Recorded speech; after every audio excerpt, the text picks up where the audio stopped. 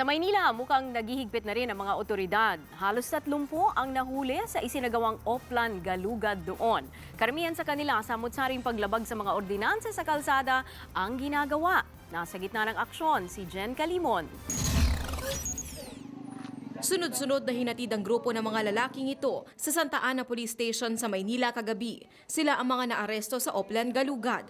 21 sa kanila naaktuhang tumutoma sa kalsada. Na-recover din ang bote-bote ng alak. Napapansin namin, itong lugar namin, yun, ganun lagi, magiinuman, tapos pag nagkalasingan na, salpukan na. At may mga minor din, mga pakalat-kalat. Bukod sa kanila, 4 na tao pang nahuli dahil naman sa pagsusugal. Nakumpiska pa ang mga video karera na ito. Meron pa kami kinuha dyan, yung mga video karera, yung evil machine. Kasi ito yung mga karuktong ng droga. Pagka may video karera, expected na natin, karamihan ng mga naglalaro dyan, kundi kargado, mga dyan sila nagkakaroon ng transaksyon. May 2 pang minor de edad na naaresto dahil naaktuhang nagrarambulan dahil sa ganitong mga kaso. Sang-ayon daw ang pulisya sa plano ni President-elect Rodrigo Duterte na ipatupad ang curfew sa buong bansa.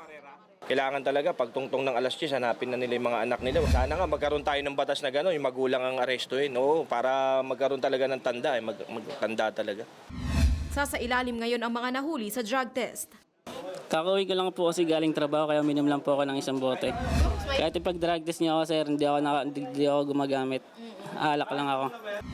Kakasuhan ang mga nahuli ng paglabag sa City Ordinance na drinking in public places at illegal gambling. Habang tinurnover na sa DSWD ang mga nahuling minor de edad. Umaaksyon. Jen Calimon, News 5.